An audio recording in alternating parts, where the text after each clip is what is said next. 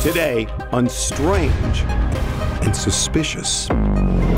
Accused serial killer Rex Heuermann has been charged in the murders of 6 women. But because of shocking police misconduct, there had to be more victims. Why wasn't this investigated? We know. Sex workers, when they go missing, it is just not taken as seriously. And then you got a police chief who doesn't want to deal with it because they're afraid that the lens is going to go on him. Are we saying that this has gone unsolved for so long because it's been covered up for so long? Oh, I can prove this to you.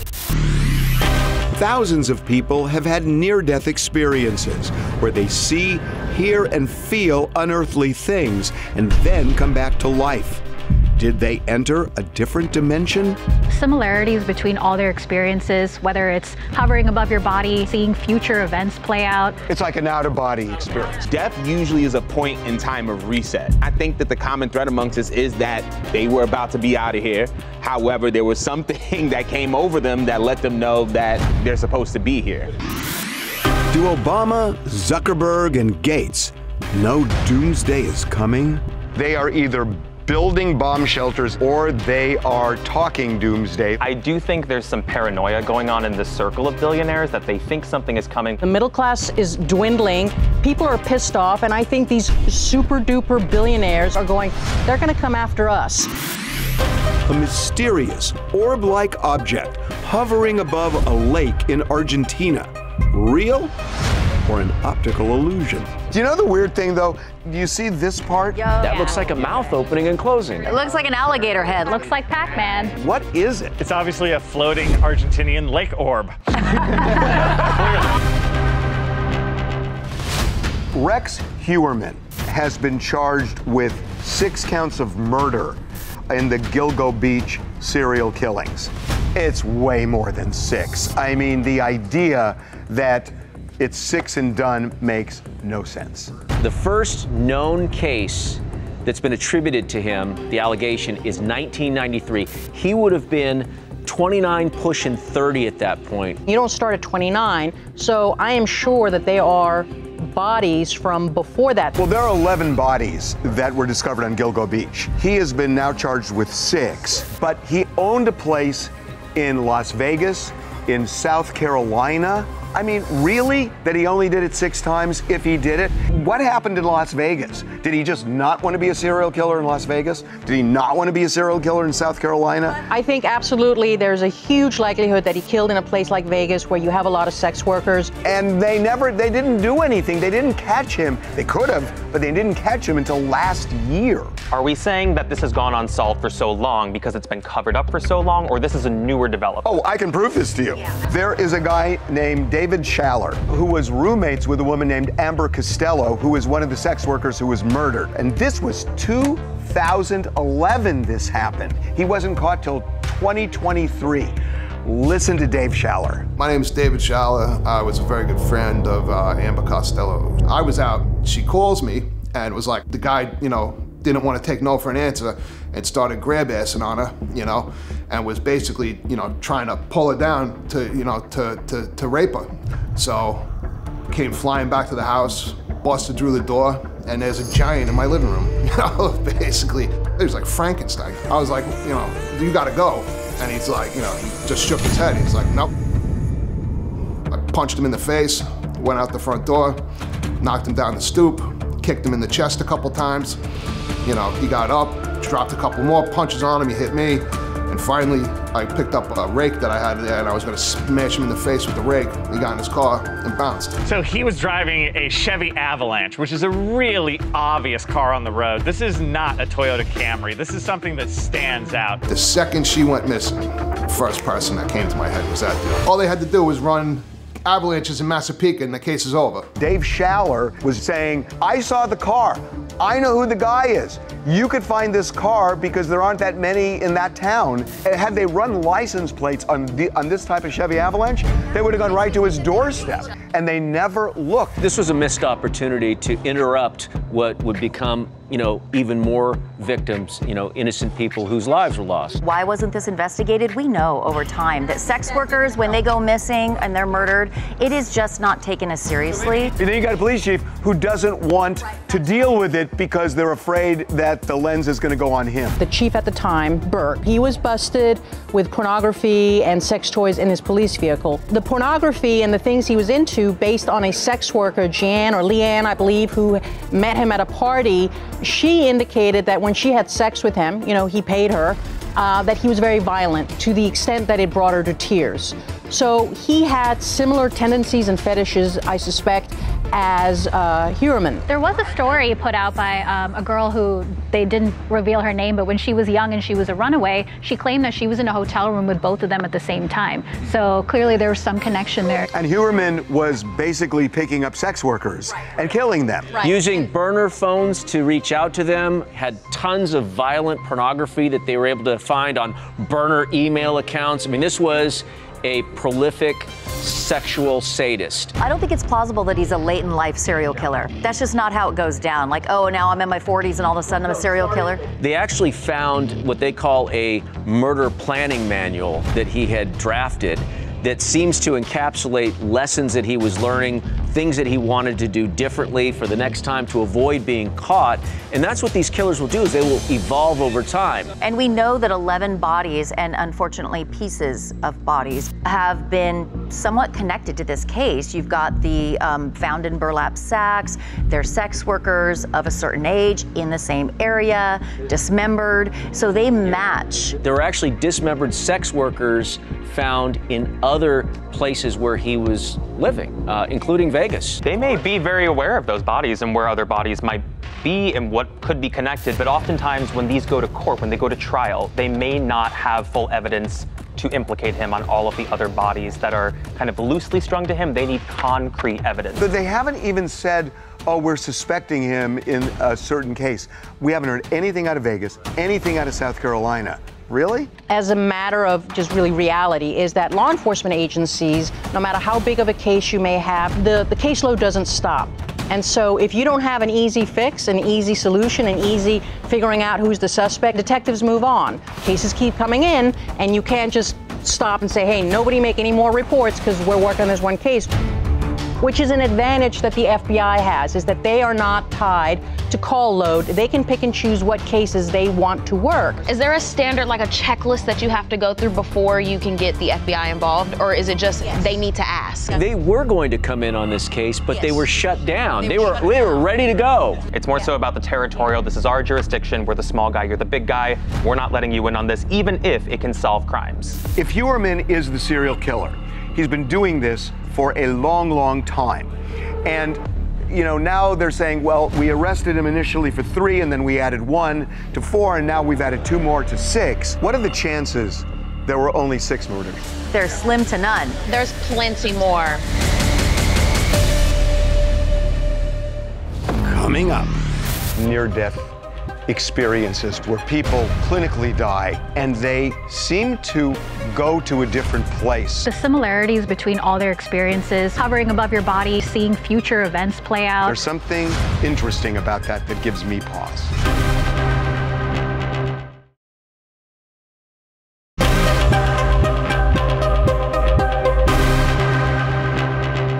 I am really fascinated by the notion of near-death experiences where people might even clinically die and they seem to go to a different place and have visions that are eerily similar.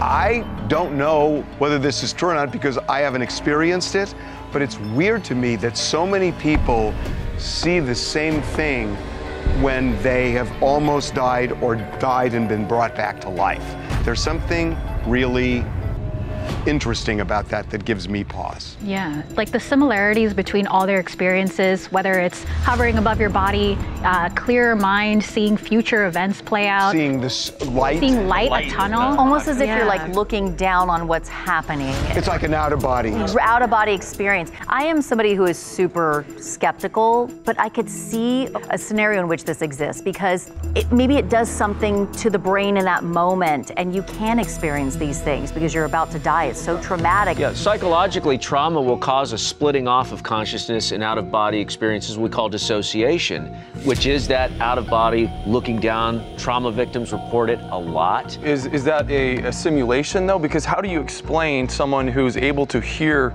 conversations in another place and then come back and know what that person is saying? For example, my friend, he drowned in a river rafting trip.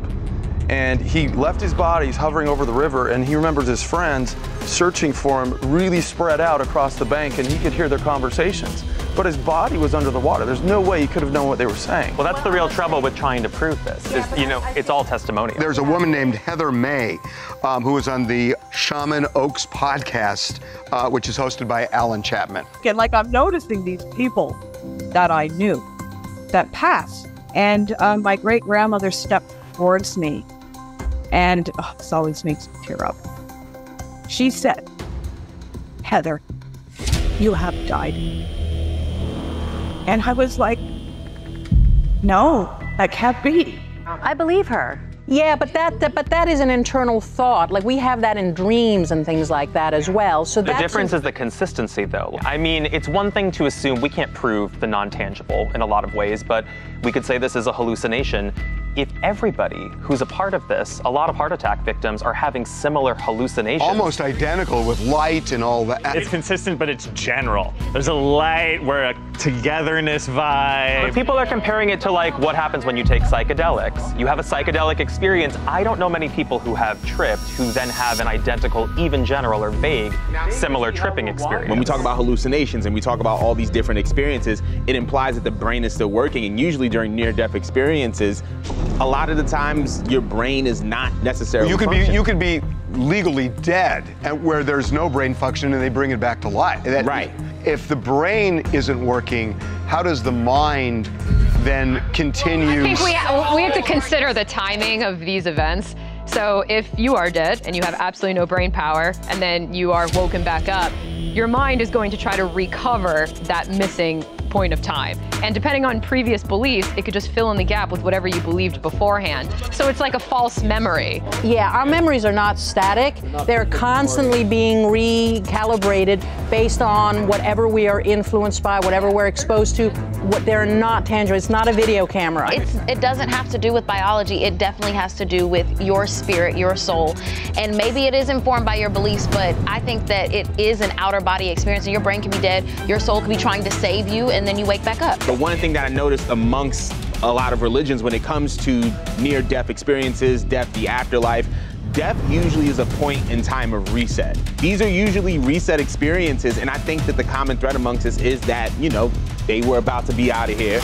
However, there was something that came over them that let them know that they're supposed to be here. I mean, atheists who are agnostic or they don't believe in anything, they're saying, I have also had a near-death experience and suddenly had this very similar But they could still be informed by the culture they were raised in. And I don't think you need to be religious to believe in that kind of spirituality. I would also like a larger test sample and see what other people from other cultures have experienced, because this is very Western. Yeah, like the white light. I mean, we've heard that, we've seen it in movies, we've read about it from the time, I mean, since I was a kid, you read these sort of stories, so that influences. Exactly. Yeah, but not everybody who has that knows this. That's not like a front and center concept. I know a lot of people know it. And not everyone studies it, right? Yeah. Even within psychology, we believe that a lot of us believe that we are biopsychosocial spiritual beings. Therapeutically, you know, we're taught, most of us, that we have to attend and respect all those different spheres and dimensions. Although science never wants to say what that is. You know, it's some subtle energy, something that might be there. Literally 180 of what science is. There is no evidence, empirical evidence for it. It's not testable by any means. But it's a very, very much a shared experience in terms of what they see. Coming up. So what do Barack Obama Mark Zuckerberg, Bill Gates, and others know that we don't about Doomsday. They are either building bomb shelters or they are talking doomsday. I do think there's some paranoia going on in the circle of billionaires. We've got unstable political situations, even in our own country. I wouldn't be surprised if people who had the means to build underground bunkers would do so. If I had that kind of money, honestly, I would.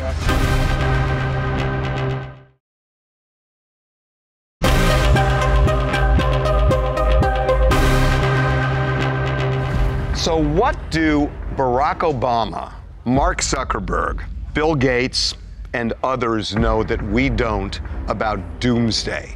Because they are either building bomb shelters in the case of Zuckerberg and I think Bill Gates, or they are talking doomsday like Barack Obama produced a doomsday film. And it feels to me like something here is up that they know. Well, I am actually slightly paranoid also that one day the world could end, so I wouldn't be surprised if they were just prepping ahead of time whether they knew something or not. Earth's gone through at least 5 mass extinction events, and the last one, as we know, killed off the dinosaurs. NASA is monitoring as many asteroids as they can, but hundreds of them are considered potentially hazardous. Yeah, it could be just as simple as we've got nuclear powers at odds with each other. We've got unstable political situations, even in our own country. I mean, it makes sense. If you got resources, you're going to invest in what can I do to survive any possibility. My thought is something here on Earth. But I agree with you that people will do it if they have means. What I'm saying is they know something we don't. Barack Obama doing this film, and, you know, Mark Zuckerberg is a very well-connected guy, you know, building a 5,000 square foot bomb shelter in Hawaii. That has energy and food, and it basically, he can sustain life forever. I do believe that a doomsday is possible. I do believe that terrorist attacks are possible, but I think that the answer is a lot more practical and a lot more nearby than we like to admit, and that is AI. I'm gonna read off some numbers to you because it's said that AI is supposed to displace 85 million jobs by 2025. That's a lot of jobs, and we all know that where there is less opportunity, there is more crime. And because of that, I feel like there's gonna be a lot of crime in a lot of capitalist countries, and because of that, these cats is trying to pack it up and get out of here because they don't want to be anywhere near a New York, a Chicago, or a LA, or an Atlanta when all hell breaks loose. You don't have to be a tech genius or a brilliant politician to look at where the world is going. There's so much instability between climate change and class warfare. When you've got people running into department stores and feeling entitled to snatch and grab because they're so angry at the economic system, people are pissed off, and I think these super duper billionaires who are living high off the hog are going, they're gonna come after us when all goes to hell. What is the plan with that? If I'm gonna be isolated in one bunker in one location that is publicly known, you think the whole world's not gonna come? I mean, but that's assuming Jordan's theory is right. I was alive during the Cuban Missile Crisis. I was a kid, but I really remember it. And we were really close to nuclear war. Super close. I mean, and it could have happened. I feel we're closer to it today because you have Iran, you've got North Korea, you've got Russia. You got irrational actors. And irrational actors. Even within our own country. So I think that's more likely than some kind of a civil war in the streets over AI. I mean, to be fair, we're making it sound like it's all rich people, but it's literally everybody. There's an entire culture around doomsday prophets, which I always like to joke that I was raised by doomsday prophets. The amount of skills that you need to survive in the wild takes years to accumulate. And I lived like that, I grew up like that, and I gotta be real with you, I'd last 3 weeks. And I have way more knowledge than anybody else that I know. I've done the whole shebang. The hunting, the catching fish with my bare hands, which we learned how to do my freshman year of high school, how to learn how to build a shelter, fire from nothing, all of it. And I'd rather die Did your parents than go through all that. Did your parents Just kill me. Coming up, somebody please explain, what is this? This thing is floating in Argentina. That looks like a mouth opening and closing. The lake itself does have a lot of history and lore about, you know, this lake monster. Do you know the weird thing though? Do you see this part? Yeah. And you can look behind it and you can see the huts or whatever it is behind.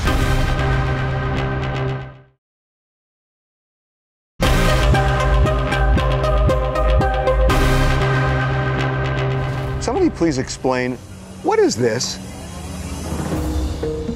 This is crazy. This thing is floating in Argentina, this orb of something. What is it? It's obviously a floating Argentinian lake orb.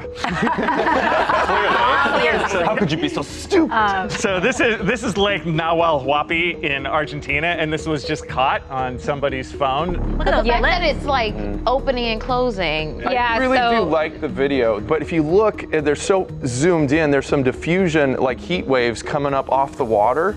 And that might have, you know, created some sort of mirage, because it doesn't really look connected to the water. Would a mirage be intact as it moves that way? Yeah, so this is what's called a superior mirage. It's when there's warm air on top of cold air on top of cold water. So it's very similar to a mirage you would see on a street, where you see it look like it's sizzling, but it's really just a reflection of the sky. If you look at that, it's definitely a boat, and it will cause a gap between the top of the mirage and the bottom, like so that's definitely a boat. if you look at it, why would it be opening and closing? It's the reflection. There, you'll see a gap where you won't see anything. It will reflect the top part from the very bottom part, and it creates a gap. And if you look behind it, you can see the white specks. That's from anyone who's been on a boat knows that that's from going over waves. Do you know the weird thing though? Do you see this part? Yeah. And you can look behind it and you can see the huts or whatever it is behind. Yeah, that's just part of the reflection and the optical illusion effect. But as people looking at it, we impose our structures in our mind upon it. That looks like a mouth opening and closing. Pareidolia or whatever that's called. Looks like an alligator head, like a big alligator head with eyes, with alligator, Pac-Man, dragon. I'd give anything to see it in sharp focus, though. I mean, because when you're that far out, you're stretching pixels. It could look like anything. However, the lake itself, apart from that, does have a lot of history and lore about, you know, this lake monster. Probably because that weather pattern is pretty common with the warm air, cold air, and then cold water. Well, I don't know that many people have seen that. Was this something that would show up only on happen camera, or could you see this with the naked eye? Both. Do you think? Yeah, it's an You could optical see illusion, that so it can be actual- pictured by that it can be mirage. picked up by anything. Yeah. Our senses are not always trustworthy. They're actually full of darn it all of the time. Wow. Yeah. Who knew?